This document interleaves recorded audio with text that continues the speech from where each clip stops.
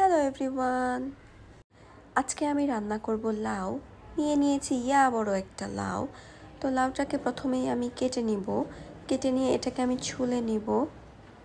ছুলতে একটু কষ্ট হলেও ঠিকঠাকভাবে পেরেছিলাম। তো লাউটাকে আমি খুব ভালোভাবে ছুলে নিয়েছি। লাউটা ছোলা হয়ে গেলে আমি এটাকে পিস পিস করে নিব। সবগুলোকে একসাথে পিস পিস করে নিয়েছি। এই যে আমার সবগুলো লাউগুলোকে আমি খুব সুন্দর করে কয়েকবার ধুয়ে নিব। এবার রান্নার পালা। একটা কড়াই নিয়ে গরম করে এতে দিয়ে দিলাম তেল, দিয়ে দিয়েছি কেটে রাখা পেঁয়াজ কুচি। তারপর পেঁয়াজটাকে আমি অল্প একটু ভেজে নিয়ে এতে দিয়ে দিব আদা রসুন বাটা। সবগুলোকে একসাথে মিশিয়ে আমি ভেজে নিব। পেঁয়াজের সাথে আদা রসুনটাকেও দিয়ে দিব মরিচ গুঁড়ো, হলুদের গুঁড়ো, সাথে দিয়ে দিব অল্প একটু লবণ।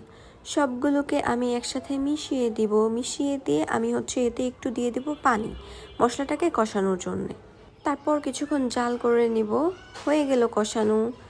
মশলাটাকে আবারও একটু নেড়েচেড়ে দিয়ে দিব এতে ধুয়ে রাখা ডালটা দিয়ে আমি একটু নেড়ে নিব, মশলার সাথে একসাথে মিশিয়ে দিব। তারপর দিয়ে দিব ধুয়ে রাখা লাউটা দিয়ে আমি সবগুলোকে একসাথে নেড়ে মিশিয়ে নিব। হয়ে গেল মেশানো। তারপর এতে আমি দিয়ে দিব কেটে রাখা টমেটোকে আমি একটু ছোট ছোট করে কুচি করে নিয়েছি যেন তাড়াতাড়ি গলে যায়। সবগুলোকে একসাথে মিশিয়ে দিয়ে আমি এতে দিয়ে দিব পানি। আমি এতে পরিমাণ মতো পানি দিয়ে নিয়েছি। পানি দেওয়া হয়ে গেলে আমি এটাকে একটু নেড়ে ঢাকনা দিয়ে ঢেকে দেব সিদ্ধ হওয়ার জন্যে। কিছুক্ষণ ওয়েট করে ঢাকনাটাকে আবারও তুলে নিয়ে দেখে নেব হয়েছে কিনা। অনেকটাই প্রায় হয়ে গিয়েছে।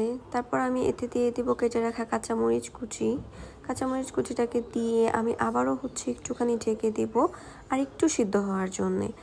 পুরোপুরি হয়ে যাওয়ার পর আমি এতে দিয়ে দিব কেটে রাখা ধনেপাতাটা দিয়ে আমি আরেকটু ঢেকে দিব। নিয়ে নিলাম আরেকটি কড়াই, দিয়ে দিলাম এতে তেল, পেঁয়াজ কুচি আর সামান্য কালো জিরা, দিয়ে দিলাম 2টো শুকনো মরিচ। সবগুলোকে আমি একসাথে ভেজে নিব ফোড়ন দেওয়ার জন্যে।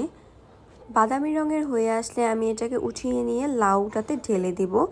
তারপর আমি চুলাটাকে অফ করে দিয়েছি। হয়ে গেল আমার লাউ রান্না। Thank you guys.